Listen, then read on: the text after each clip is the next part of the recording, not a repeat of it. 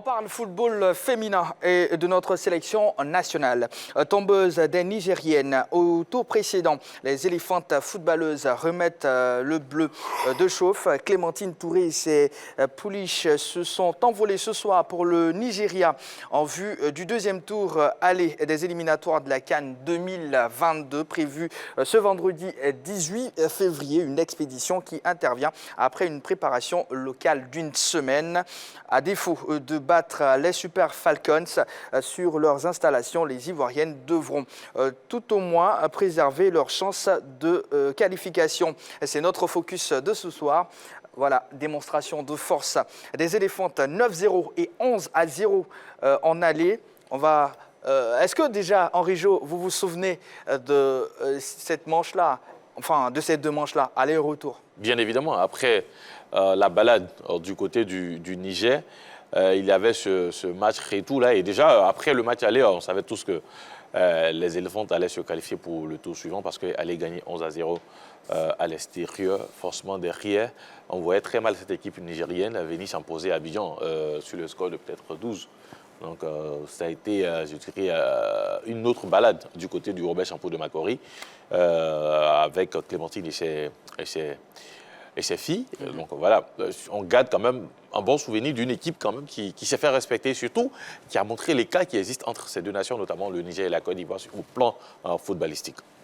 Alors, Yelo, 4 mois après, quel souvenir gardez-vous de cette raclée administrée par la team Orange à l'équipe nigérienne? Ça dépend de l'angle sous lequel on se situe. Si on est ivoirienne, très beau souvenir par rapport aux différents matchs de nos éléphantes aller et retour. C'est vrai qu'on s'est senti toute puissante déjà du côté du Niger où on a battu les Nigériennes de 11-0 et au retour 9-0. Ça a été pour moi le match le mieux abouti a été celui qui s'est déroulé au stade Robert Champeau devant le public ivoirien. Là, on a suivi les filles dans leurs différents postes. On a attribué certains noms à certaines joueuses. On a eu des Yaya Touré, par exemple, je voudrais parler de Nadège, Cissé Nadège. Donc pour moi, très beau souvenir devant la ministre Belmondo Dogo qui était aussi dans les tribunes. Voilà. Alors Jean-Philippe, passer le cap nigérien, c'est le Nigeria, l'orgue du football féminin, qui va se dresser sur le chemin de la Côte d'Ivoire. Comment voyez-vous cette double confrontation? De prime abord, au vu du palmarès des deux nations, parce qu'on sait que les femmes du Nigeria ont remporté à de nombreuses reprises le titre du champion d'Afrique, on serait tenté de dire simplement qu'elles sont hyper favorites de cette opposition. Sauf que les jeunes éléphantes font figure pratiquement de bêtes noires de ces jeunes dames du Nigeria, parce qu'à chaque confrontation, elles arrivent à élever leur niveau et à créer des difficultés à ces Nigérianes-là.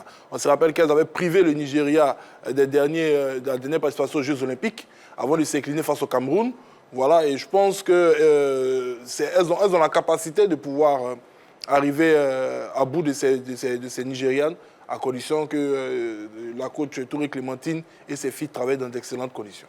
Moi, je vais même revenir sur les éliminatoires de cette Coupe d'Afrique au niveau des dames. Parce que c'est quand même triste de savoir que au niveau de l'Afrique de l'Ouest, on va avoir ne serait-ce qu'une seule nation qui va représenter, qui va aller à cette compétition. Quand on connaît la concentration d'équipes fortes, oui, au niveau du foot féminin que rigorge l'Afrique de l'Ouest, moi je me dis c'est triste parce que pour arriver à ce niveau, les Nigériennes étaient obligées d'éliminer le Ghana. C'est ça. Et aujourd'hui, ça sera le Nigeria-Côte d'Ivoire et entre ces deux nations, une va rester à la maison et l'autre sera dans cette compétition. On aurait peut-être cherché à réorganiser ces éliminatoires-là, que la Coupe d'Afrique aurait, par exemple, la Côte d'Ivoire, le Nigeria et le Ghana dans cette compétition. Moi, je pense que c'est à ce prix-là qu'on va élever le niveau de jeu et surtout le niveau même de cette compétition. Mais quand on part dans une telle compétition, avec soit le Nigeria et la Côte d'Ivoire absentes, ou soit le Nigeria, le Ghana, je pense que ça ternit déjà même. Bon, pas terni, mais ça rabaisse un peu le niveau. D'accord. Rabaisse un peu le niveau. C'est une évidence. Et là, moi, je pense que c'est vrai, peut-être, ce n'est pas le sujet, mais dans les années à venir, il faudrait que la CAF se penche sur les modalités ou surtout les échéances en ce qui concerne les éliminatoires et qu'on fasse de façon très élargie pour que peut-être une nation de l'Afrique de l'Ouest puisse rencontrer une autre de l'Afrique australe afin qu'on puisse équilibrer les choses. D'accord, je suis d'accord avec vous, on ne va pas déplacer le débat, mais Jean-Philippe, je crois qu'on a ce même cas-là au niveau de la Coupe du Monde avec les places de l'Afrique. Oui, au niveau de la Coupe du Monde, vous savez, c'est un peu dommage. Hein. Aujourd'hui, vous avez l'Afrique qui a 52 fédérations, 52, 54 fédérations, et vous avez l'Europe qui s'est, il faut dire le thème, débrouillé, même s'il est assez péjoratif, pour avoir 52 fédérations en multipliant les petites régions comme des fédérations. Je n'ai même pas dit des nations, des petits comme des fédérations pour avoir un certain nombre. Voilà, pour avoir un certain nombre, pour équilibrer au niveau du vote du président, par exemple, de l'UEFA, de la FIFA, et puis surtout se donner également bonne conscience sur le nombre de pays européens participant proportionnellement aux Africains à cette échéance qu'est la Coupe du Monde. Aujourd'hui, on se rend compte que plus on avance dans les années, plus cette répartition qui est au détriment de l'Afrique ne permet pas au football sur le continent africain de se développer, ne permet pas aux nations africaines de se développer. Et il y a une véritable, je dirais, concertation aujourd'hui pour augmenter ce nombre, parce que la FIFA veut faire passer le mondial à je crois, 64 nations. Bon, là encore, je trouve que ça va être peut-être très difficile. Un peu pédant. Ils vont payer 64 d'abord. Donc, ils sont entre 48 et 64. Ça va être très difficile même d'augmenter le nombre. Mais au pire des cas, il va falloir revenir sur une meilleure répartition de la représentativité continentale dans ces compétitions. Voilà, merci beaucoup Jean-Philippe Auria. Je rappelle, amis téléspectateurs, l'ASEC Mimosa a fait un faux pas ce week-end en Tanzanie. On va en parler. La question LGT, comment jugez-vous la prestation de l'ASEC face au Simba SC? Au moment de nous appeler, plus 225 27 21 59 93 99. Ça se passe également sur la page Facebook de l'A3 à l'A3, la page Facebook officielle. Alors, Yellow, Touré Clémentine a débuté la préparation du match aller avec 17 joueuses locales. Les professionnels devraient rejoindre le groupe sur place au Nigeria. Vu ces conditions, faut-il craindre un manque d'automatisme dans le jeu des Ivoiriennes? Bon, déjà, Touré Clémentine, c'est une habituée. Elle n'a jamais évolué avec son effectif complet. Déjà, quand elle rencontrait le Niger, il n'y avait pas l'effectif complet. Là-bas, c'est une fois au Niger que les joueuses évoluant en Europe se sont dirigées vers le Niger. Donc, ce n'est pas un cas propre à la Côte d'Ivoire, vu que le sélectionneur aussi nigérian, l'américain, n'a pas son effectif au complet. Je pense que tout son effectif, celles qui évoluent du côté de l'Angleterre et tout, arriveront à partir du 15 février, c'est-à-dire demain. Donc, à l'impossible, nul n'est tenu. C'est clair qu'elles ont eu l'habitude d'évoluer quand même dans certains championnats ensemble ou une ou deux fois dans la sélection, mais ça va les handicaper un peu. On espère que le peu de temps qu'elles auront là leur permettra de pouvoir ajuster certaines choses. Vous êtes la dernière journaliste à avoir côtoyé le groupe avant le départ. C'était quoi l'état d'esprit?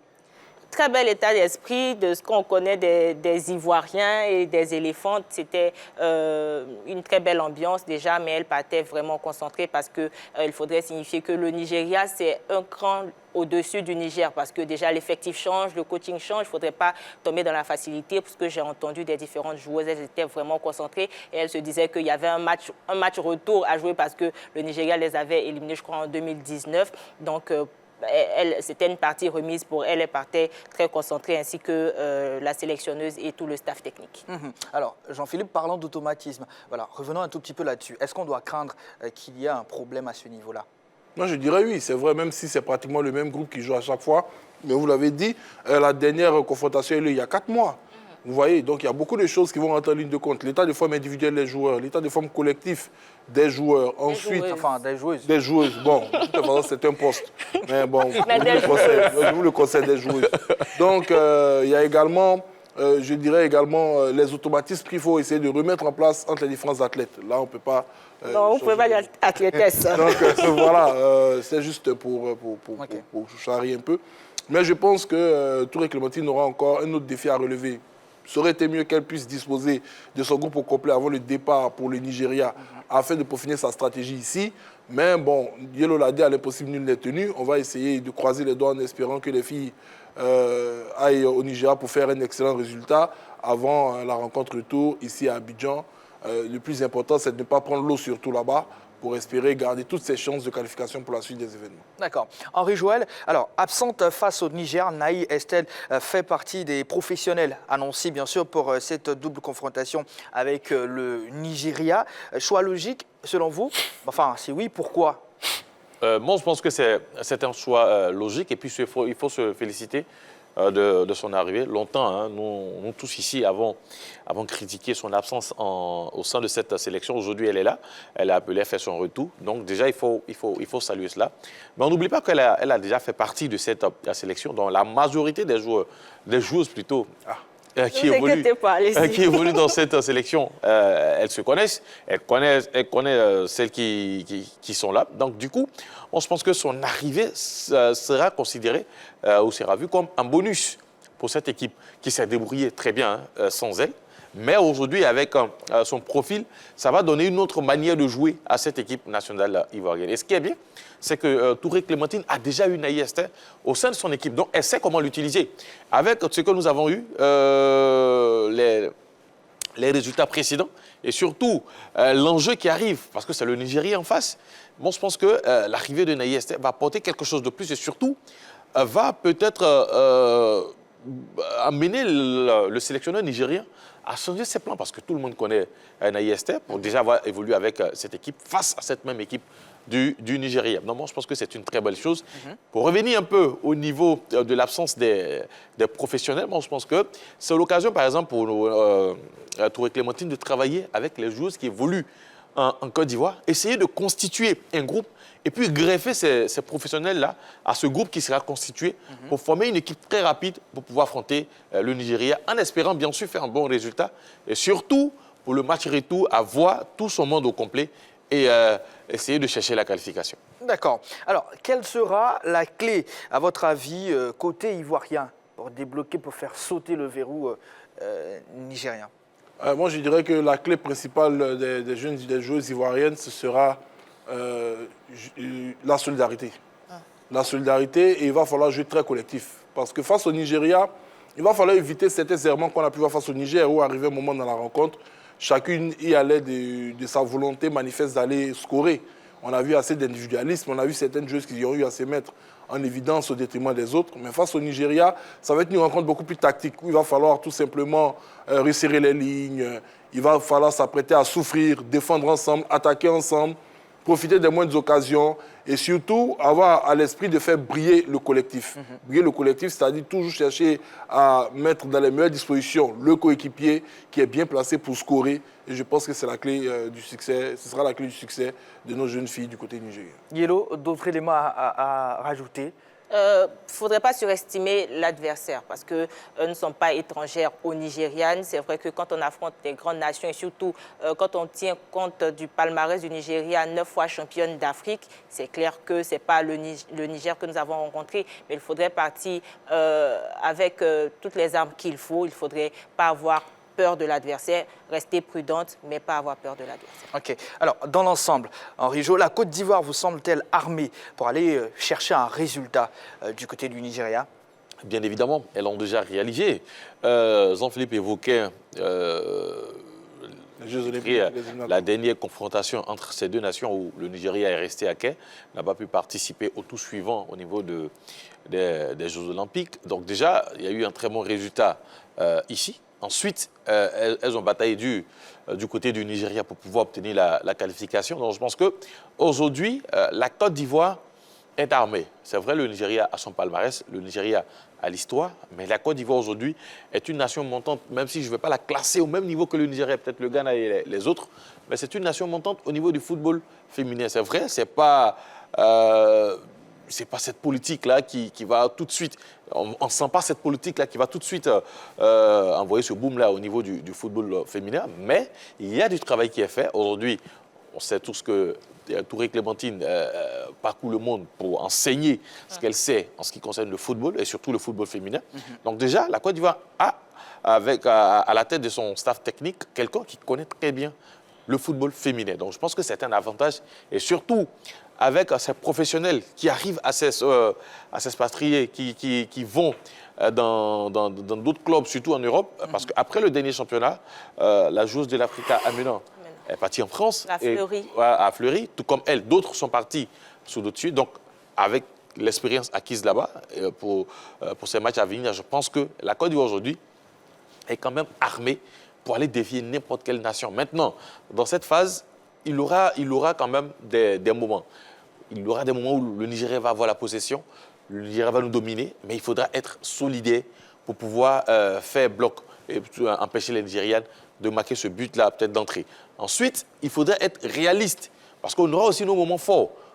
Il faut en profiter. Voilà, il faut en profiter. Ça ne sera pas peut-être au même niveau que le Nigeria, mais dès qu'on a un moment fort, il faut profiter à fond pour essayer d'inscrire ce but-là pour faire douter les Nigérians. Donc voilà un peu comment cette rencontre devait être abordée. Et surtout, moi je pense que, comme Yelo l'a dit, il ne faudrait pas surestimer le Nigeria, parce que si on surestime le Nigeria, derrière, ça sera cette domination à outrance. Ça peut être préjudiciable pour notre équipe nationale. Yelo, vous êtes d'avis, on termine avec vous sur ce sujet. Oui, je suis Par d'avis rapport avec... au groupe, à Oui, nos armes. je suis d'avis avec eux, et surtout que le sélectionneur nigérien a quand même corsé, blindé son équipe. Déjà, il a fait arriver Plumtree Ashley qui a évolué 30 fois sous le maillot anglais, mais puisqu'elle est nigériane par son grand-père, il a permis qu'elle puisse jouer là, donc ça sera un peu compliqué. Ensuite, il y a le retour des anciennes qui n'ont pas été présentes depuis plus d'1 an, Rofiat Imran. Il y a aussi la gardienne Sunshine Queens Christie. Donc, il a vraiment blindé son effectif, parce qu'il sait qu'en face aussi, c'est la Côte d'Ivoire qui n'est pas une faible nation au niveau du football féminin. Voilà, un petit truc, Jean-Philippe, à rajouter. Voilà. Non, je pense qu'il faut aller avec nos forces, il faut aller surtout avec, je dirais, nos idées bien au clair. Je pense que Touré Clémentine ne part pas là-bas avec ses filles en victime résignée. On sait que ce sont des filles qui ont écumé pendant longtemps le continent africain, qui savent faire un bon résultat, même à l'étranger. Ce n'est pas une équipe de Côte d'Ivoire qui va aller rapidement se jeter à l'abordage pour essayer de prendre à défaut l'équipe nigériane, mais elle va parvenir, je pense, à pouvoir les contenir durant un moment, faire douter cette équipe nigériane. Elles en ont les capacités. Parce que contrairement aux Nigérians qui sont très athlétiques, qui sont très collectifs, les nôtres sont très techniques. Ouais. Et actuellement, le football féminin est encore, à un stade légèrement embryonnaire, donc assez amateur. Et ce sont des choses où la tactique n'étant pas encore très bien introduite, peut permettre, avec ce style de joueuse que nous avons ici, très technique, de pouvoir déjouer certains systèmes qui vont être mis en place par les entraîneurs dans une certaine rigidité. Donc je pense qu'on a toutes nos chances. Nos filles ont déjà réalisé cet exploit.